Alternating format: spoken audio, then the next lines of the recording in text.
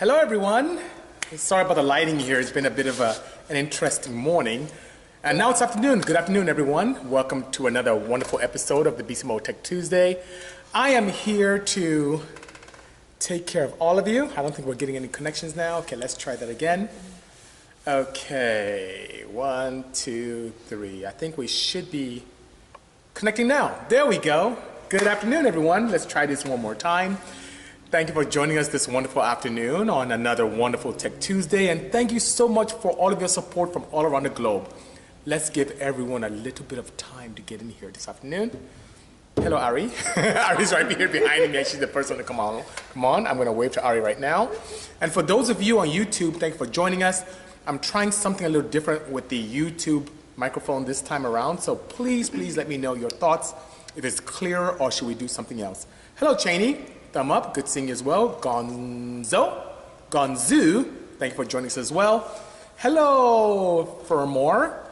Hello, Roth. Thank you so much, guys, for joining us this afternoon. I really appreciate it. Hello, Ded.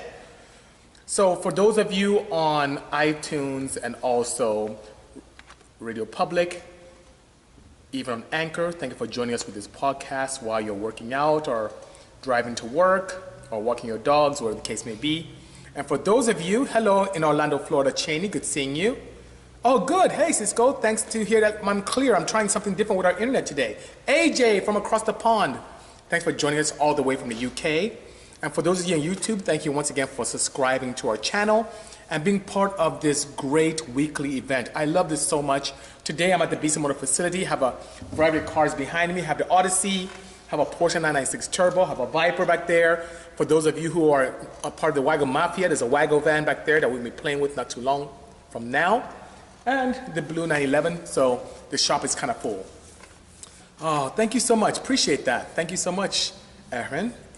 I do have a Honda Odyssey, but that's great. Cheers as well to you, sir. Thank you so much. So, of course, I have Ari back here helping me out. Hi, guys. Hello. You hear her back there? Without her, I'm lost here. She does everything for me. I am lost. I'm nothing. Okay. So, can I read out every question? Yes, I will try and read out every question for all of you. The wagon, Joe Guy, is back there. See right there? In front of the blue Porsche, keeping the Porsche company, is a crazy cream color Wago van. If you can see that back there, which is pretty nice. So hopefully you can see that behind me. And for those of you on YouTube, you have a very wide angle so you can see everything, right? Right, Ari? You can see everything. Okay, good. Beautiful. Hello, Pro Phoenix, Daz, handsome man. Thank you so much for joining us. I am doing well, Lex. Thank you so much. Forgive the lighting, it's a bit crazy. We still have this crazy dull lighting here because we're doing some filming. So I had to create a small aperture to allow some natural light to come in. Otherwise, it's very, very dark in here, you know. Oh, hello, Nga. We miss you out here. Hopefully your travels are going well. Thank you so much for joining us. I'm going to bring some really good cars, Chris, sooner than you think. And I'll make sure that you're very aware of it. You'll be very proud of what we have planned. So I don't have YouTube live. This is a YouTube that will come up later on. So for those of you who want to catch this on YouTube, please subscribe to the Bisimoto channel and we will take good care of you. Hello from Mexico. Thank you for joining us as well. Hello, Dumas. Love your Porsches. Thank you so much for joining us as well. So without further ado, Ari, what questions do we have that were submitted today? And guys, I'll go back and forth from Ari's questions to some of the questions you have live. Yes, Ari. Our first question comes from Baby ZS1. Baby ZS1, okay. How much would it cost to build an Odyssey like the one that you have? He's asking how much would it cost to build the Odyssey like what we have here. So once again, some of the things that we do, hey Zephyr, welcome. One of the things that we do with OEM manufacturers is we get access to these cars most of the time before they hit the marketplace. And the challenge we have as engineers is that we have to design components from scratch. And that could be a very expensive, involved feat. Oh, thank you, AJ. Appreciate the kind words. He likes the lighting, Ari, by the way. Yeah, so I'll try and do this moving forward. It becomes very expensive to create components from stock, from scratch, I should say. So it becomes very expensive. So this vehicle itself, with all the bespoke parts that went into it, it costs us a bit over $50,000. In addition to the cost of the car. So that was very expensive because it was one-off pistons, one-off rods, and we had to do all this within 7 weeks, so that was very, very expensive. So for someone to replicate this with now parts that we now have commercially available, if you do all the labor yourself, it could hover in the 20,000 range. It wouldn't be so bad, where a majority of that could be in wiring, ECUs, a little bit of fabrication, and definitely the integration of the engine management into the CAN bus of the chassis, which can be quite involved. So 20 to 25,000 should be a good range for you to be able to replicate this and have a lot of fun. So hope that answers your question properly. I don't know how much the manual conversion costs alone. You could, wow, if I think about that, and that's a great question. If you buy a used gearbox from a wrecking yard, you can get those gearboxes for $1,000. And then you can buy a shifter from an EP, you can get that used too. But if you're buying new components and with new axles and all good stuff and converting, it could run you close to $5,000. But if you search around quite a bit at wrecking yards and find a TL Type S gearbox, you may get it for $1,000 to $1,200 depending. You can get an EP shifter depending for $100, $200. Do some fabrication yourself. Do some conversions on the top to reverse how it actuates for the shifting mechanism because it's backwards on the EP. So you have to kind of change it around on the gearbox. Not very difficult. Then axles, you can find a combination of the newer style hubs from the Odyssey with the older style Odyssey inner axles. Then you should be okay. It's not too bad. You can probably do it for less than $2,000 depending. So hope that helps. Good evening, I did good. Good seeing you. Thank you so much. He said the picture is grainy is what Lex says. Is it pretty grainy there? Yeah. Oh, you know what's weird? I am using our Wi-Fi. Is that, it's pausing. It says it's pausing. It's pausing quite a bit. I don't know if I should go out and come back in. The reason why I'm using my Wi-Fi ideally, guys, is because I keep getting these calls in. And if it gets very uncomfortable, please let me know. I'll go back to my standard 4 or 5G. I think 4G is what I really have. And then make things happen for you guys. But right now, people cannot call in. When they call my phone, it messes up our whole thing that we're doing here. So I apologize for that. Yes, I do, Eric. I do support D-Series camshaft manufacturing, and by all means we do. So that being said, we can definitely take care of you, no problem. Hedy says it's good for now, so thank you so much. Thanks so much, Hedy. Hello, Saeed. Thanks for joining. Picture is fine for you, Eric. Thank you so much. That's great to know, because I want things to be perfect for all of you. Okay, Ari, what other questions do we have? We have a question from Buchanan 930s. Buchanan 930. He wants to know what California track is your favorite. Before I answer that, ED Force, I will get to yours in a moment. It booted you out? I'm so sorry, AJ, but welcome back. Thank you so much. Thank you so much. Okay, so if we're talking about my favorite tracks, let's see. Road racing, I like the look of Laguna Seca. Beautiful track. I haven't had the opportunity to race there. I love Fontana, maybe because it has that long roval, which I can get really up to speed. So from a speed perspective, I love Fontana Raceway. But as a technical track, I had the opportunity to explore Buttonwillow this past weekend, and that was a lot of fun. And I almost got to sub 2, but not quite. First time out at that track, first time out, trying to get used to the car as well. I still am a bit of a drag racer, and that brings me to the drag racing track. In California, the best drag race track so far is Fontana. Not Fontana, no, I take that back. Not Fontana, I take that back. I would say Pomona, because it's a beautiful track. We're not allowed to race there because of noise ordinance, but definitely it's a very pleasant track. Now for quick times, Sacramento. Sacramento's a fast track, which is really awesome. So I hope that answers your question properly. So thank you so much. Where would I recommend to start working to get power out of a Z8 without going turbos, what Dr. 94 is asking? So it depends on what magnitude of power you want. If you want something that's very nice and very comfortable, intake, camshafts, header, done. And when I say intake, if you can really, get some ITBs, it really opens things up quite a bit. So guys, forgive the noise. We have a busy complex here, so forgive me, please. Hello, Coyote. Hello, Paco. I'm great, and I hope you're doing well as well. Okay, what else do we have, Ari? We have a question from Fox Design. Fox Design, I know he's here. He is asking, are you planning to go all-wheel drive or just for front-wheel drive when it comes to the wagon? And how was the track day if you haven't covered it yet? Okay, so the wagon, we're going to keep it front-wheel drive, make it very straightforward. And it can appeal to a wider audience as well, because most people have the front-wheel drive ones, not all-wheel drive. And it's not very common to find the all-wheel drive ones here in California. Now, for my recent track event, oh my God, what a great time. So the reason why I went to Buttonwillow this past weekend, on Friday with Speed District, was for Matt Farah, great guy, journalistic enthusiast. He is really just a guy who's driven everything. And in our complex here, he's driven the Odyssey van, which you guys can see on YouTube. He also drove the Porsche 911, which he says still scares him to today, which is a scary, crazy vehicle. And we had the opportunity to allow him to drive this center seat Boxman that we have. And my thing is I do take criticism constructively. So that being said, I really wanted to see what his take was on this, what I see as a perfectly balanced car. And I'll be pleased to share with you without stealing a lot of his thunder, because he's going to do a one-take video on this. He had a blast. He had a good time. And I feel very accomplished for my team and I, you know, to be able to have a car that's so wonderful. And I'm very, very excited. So thank you so much.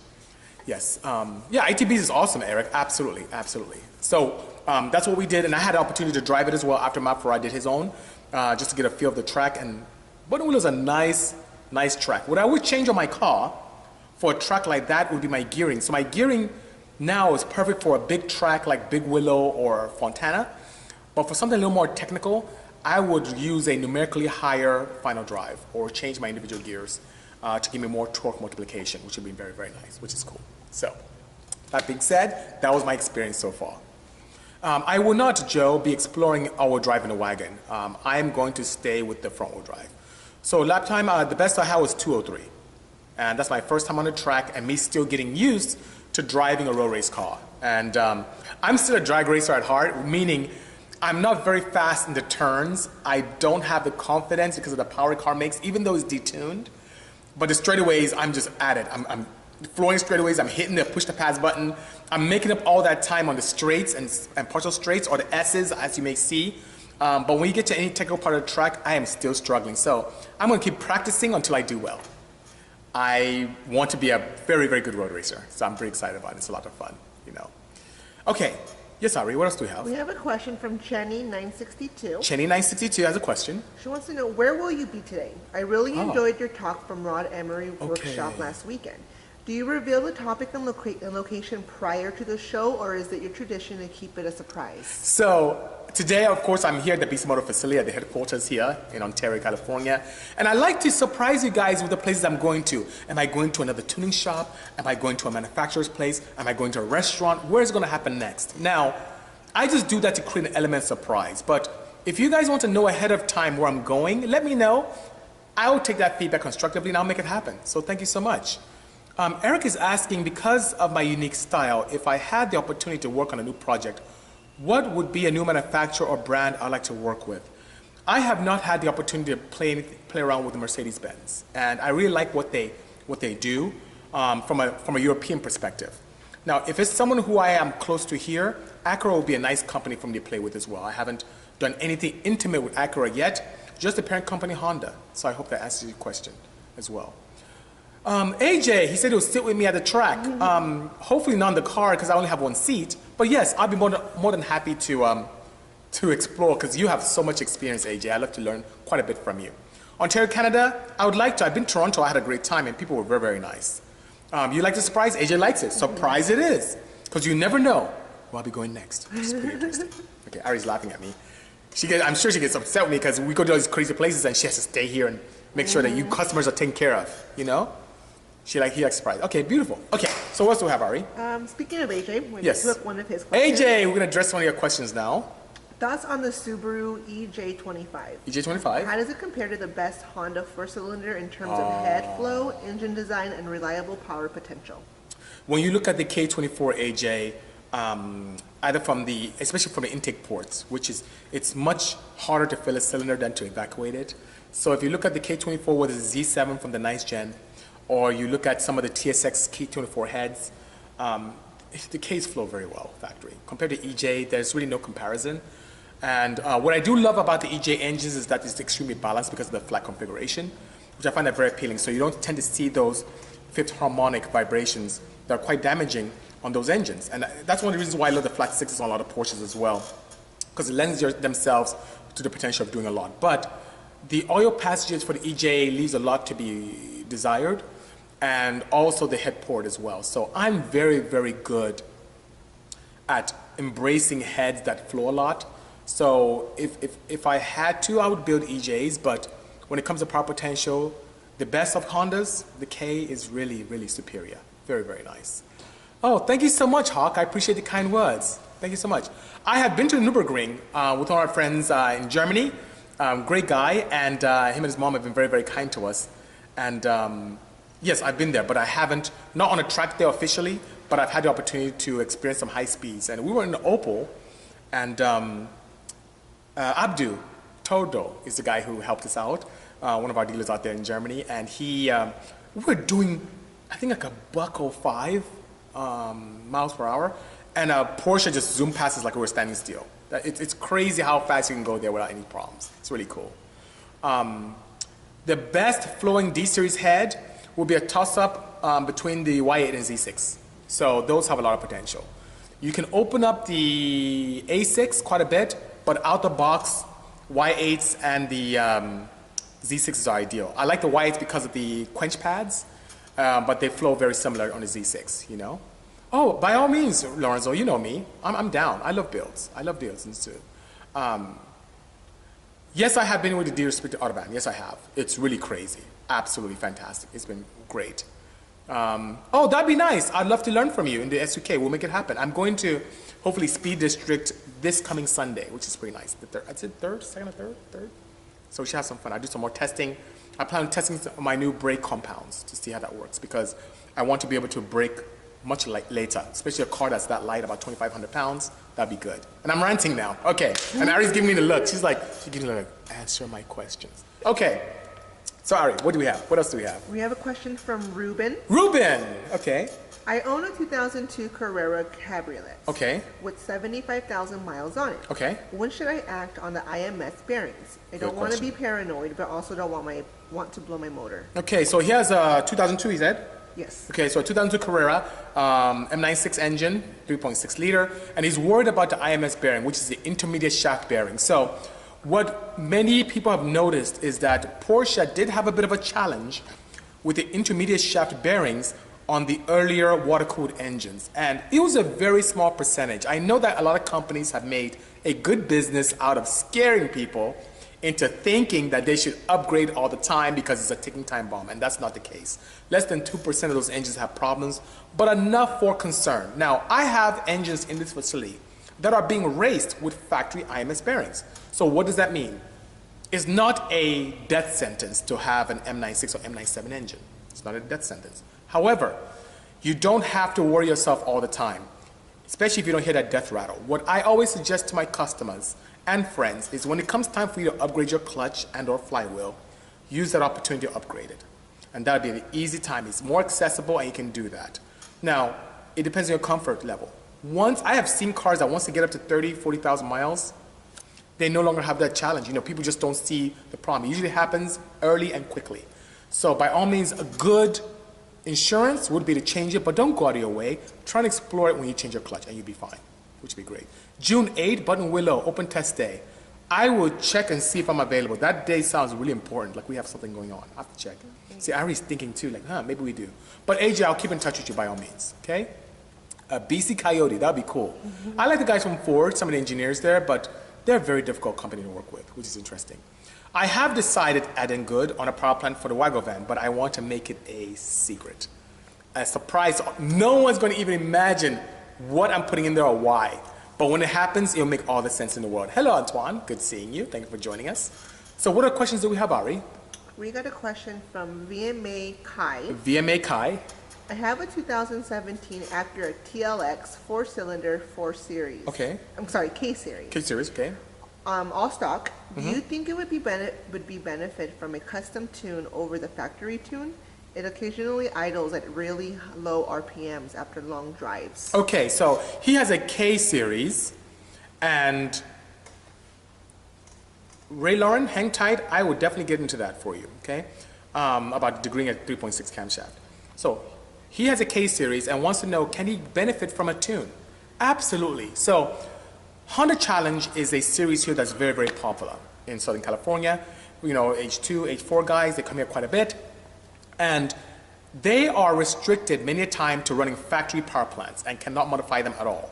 Above and beyond maybe a cold air intake, maybe a header, but they cannot touch the engine itself on many of those classes. And they gain, wow,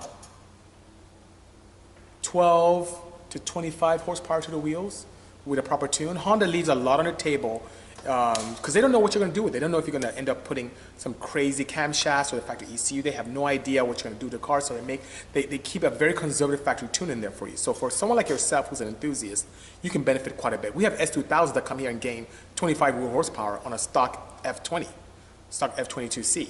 So you can definitely gain, especially if you're having some idling issues. There could be something going on with the age of your engine, so that may be a challenge there. Let me get some water here. So by all means, yes, you can. With a flash or even a proper tune, you can gain some good, reliable power. And reliability is very, very important to me. So, that being said, okay, Bezel Chump is asking, do we look interns? We always accept interns. So that being said, send a resume to lab@bisimoto.com, lab@bisimoto.com. And if you meet our criteria, you can come on by. And many people have done great things here and moved on to even from great OEM manufacturers, and even some people in aerospace as well. So by all means, we're here to help. So to answer the question that came up earlier about degreeing a level 3.6 cam, absolutely. Every cam that Ari sends out has a very nice, people tend to throw them away, I don't know why. Maybe because we're American, we're in America here. Throw everything away. Throw everything away. There is a very, very nice spec sheet that comes with it that has a degreeing data and everything, opening and closing numbers, where to set up at 110 center line. It has all that stuff, lash numbers. So it comes with a cam card. By all means, use that. Now, let's say that you don't have access to any equipment in the world to degree a camshaft in properly with the numbers we gave you. There's a very simple way of doing it. Go to dyno, set it up at 0 on your cam gear, and I have a weird inkling that you'll hover around 1 to 2 degrees advance on your camshaft, depending on how much milling you have on your head or decking you have on your block. That could be exacerbated by all means, because every time you bring the center line of the crankshaft and camshaft together, you naturally retard the timing on that. So you may have to do that by all means. So go on the dyno, use 1 cam degree, which is 2 crank degree increments, and you'll see the optimum power for that. But by all means, degreeing is ideal. If you degree, you don't even need more things on the cam gears. You can have a blank cam gear, and using opening and closing numbers, you can get to your ideal specifications that we tested and developed here that works extremely well for boosted applications for 3.6. Great cam, the best camshaft out there, period, for any D series. Spools like factory, but makes 80 horsepower more than competitors. It's awesome, sick stuff. Okay, yes, sir. Question from Tamashi. Tamashi has a question for us. Have you and Akira Nakai done anything together? Okay, so he's asking if Akira Nakai from RWB and I have done stuff together. That's a very common question. We've done a lot of cars. If you look at my feed, you see a black 964 backdate. You see a car that we did for EA, for Need for Speed franchise, which is also a collaboration between RWB and Bisimoto. You see an orange, crazy wide body 993 with NA setup, ITBs, combination of Nakai and Bisimoto. You also see this Crooks and Castles off-brown twin turbo fire shooting setup. That's another one. So we've done quite a few by all means. And that being said, that's just, we've done quite a bit and more to come because I love that team. Those guys are really nice. Nakai is very creative, especially in terms of body and paint where I lack.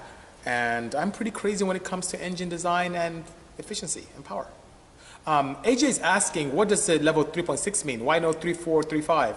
Well, 3.6 is just a designation I gave to turbocharged camshafts. So in the Bisimoto arsenal, you see a variety of camshafts. And you notice that the naturally aspirated camshafts are like level 1, level 2, level 3, and then level X. Then on the boosted side, you see level 1.2. You see a pattern there with level 2.4, then 3.6. I don't have any 4.8 yet, but I do have something crazier for those who just want to be on the edge. So it's just different nomenclature for NA versus boosted so they're not confused.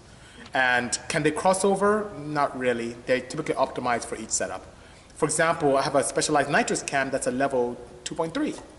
And that's something that is very similar to a level 2, but it has a lot more exhaust duration to help you evacuate the gases that are formed when you use nitrous. So I hope that helps properly, AJ. Thank you so much. Okay. Yes, Ari, what else do we have? We have a good question from 1992. Hello, Black Mew. The Niners. The Niners. 1982, the Niners? 1992. 1992, the Niners, okay.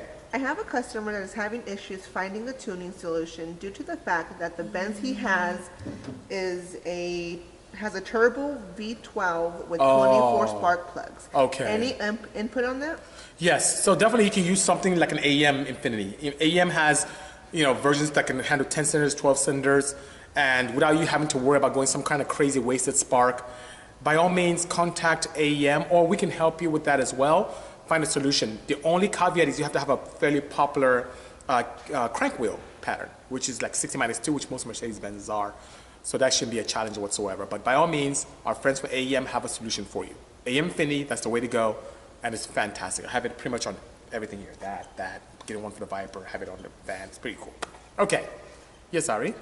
Buchanan 930. Buchanan 930, I like your name. He's asking, what kind of lap times does the Cayman Twin do at Willow Springs and Button Willow?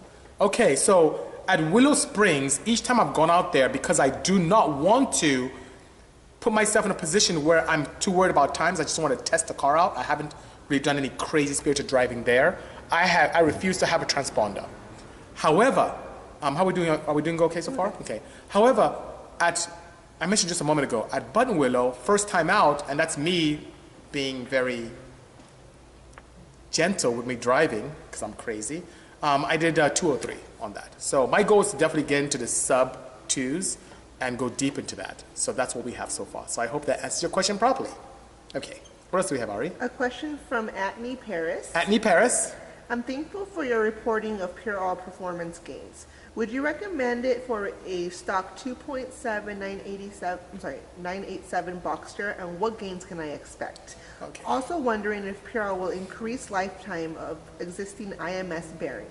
Yes, and yes. So you definitely can use your Porsche. I use the 10W40, which has very high levels of zinc and phosphorus, and extremely reliable and cools down very nicely as well. I wouldn't put anything else in my Porsches or even my customer Porsches out here. And it does help lubricate the IMS bearings properly as well, which you'll see great results. I was crazy enough to run, because whenever I push my Porsches and I pull the engines apart, I see these weird webbing from other oils, especially if I use any kind of exotic fuels, even 91 octane here in California. And it always concerned me. And I said, okay, let me see. I know something's going on. My oil is breaking down very easily. So I did upgrade to Pure All and did the same thing, pull the engines apart, and they look really good. I put a post up in my early sessions for this Tech Tuesday, and I showed photos of it. It's amazing. It's a really great compound. Of all the things I've seen out there, it's fantastic. And I always ask the engineers at Pure, like, how is it that your compound is so superior? What is so unique about it? And they tell me that the technology that we have in the automotive scene, it's so antiquated. Yes, the oils they sell to us racers and enthusiasts and conventional oils at stores is old technology. In aerospace, where the Pure guys are from, they're constantly evolving. They see more heat and friction than we see in automotive, so they're always improving. And they brought that technology, if not the same compound, to us. So I'm seeing these good results that I'm not used to, and it's shocking, but it's great stuff. And I love it so much. Look, I have pallets of that stuff back there. I love this stuff. I just use it so much. Hello, Bem. Good seeing you. Thank you so much. Oh, Ray Lauren, my pleasure. I think you got one of the ones I hand engraved myself by signing, so thank you so much. And thanks for your patience as well for waiting for that. I know we've been back ordered a little bit on those cam gears, so thanks for your patience indeed. Okay. Yes, Ari. Kenny Boy is asking. Kenny Boy. Hopefully you're here watching us this wonderful afternoon. What causes a supercharger to have that distinct whining sound? Yes. And is there any way I could ship my Bisimoto Hot Wheels van to you and be signed and the card signed by some of the Bisimoto team, and any chance we could see some of the rest of the team? I think it'd be cool to see more behind the scenes of the company. Okay, so to answer your question first about the whine of superchargers, if you look at the construction of the supercharger, above and beyond the belt, which causes some whine there, especially if you have some kind of cog belt, the vanes in superchargers interacting with each other does a very nice high-pitched whine. It says I have a poor connection. It just paused me. I'm going to try and reconnect. Hopefully I can reconnect. Your video keeps freezing. Also frozen. Someone said Netflix. I don't know what that means. Race mode. It says 1 frame per 5 seconds. Just froze. Must be the Wi-Fi. So what I'm going to do, Ari, is I may have to come out and come back in without Wi-Fi, even though I got this Wi-Fi so that we can do this easily. Okay. So guys, hang tight. I'm going to go out and come back in. So I'm going to end the live video. I'm going to share this for those of you on Facebook and also on the podcast, please bear with me. I'm going to share this, and I'm going to come back in after I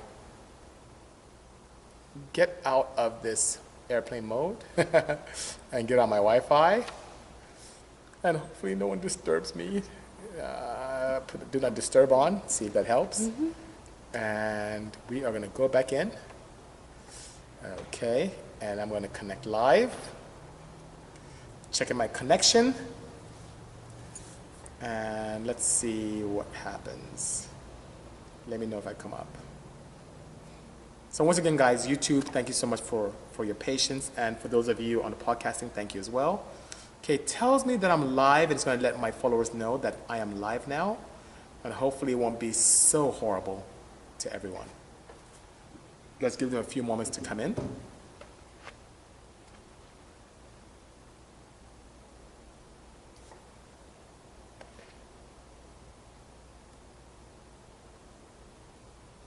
Anything yet?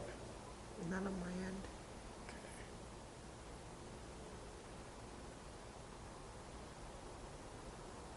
That's weird. Let me try this again. Oh, you have to love technology. So it says I'm LTE. Okay, let me try this again. Okay. Okay. Live. Start live video. Is checking my connection. I know my YouTube guys are gonna be so upset with me now doing all this. Oh my goodness. Okay. I was just so excited because we got this new Wi-Fi system. I thought it'd be fast enough I to know, keep but up. then It's maybe really, back here it's just not. I don't know. the Or maybe it's connection? because we're downloading stuff. Let's check my connection. I'm just on regular 3G, and it's not happening. It says, wow, it's not good. Things that it's not connecting properly. Do not disturb. LTE. Wow. Let me start again. I'm now live. Okay, let's try this again.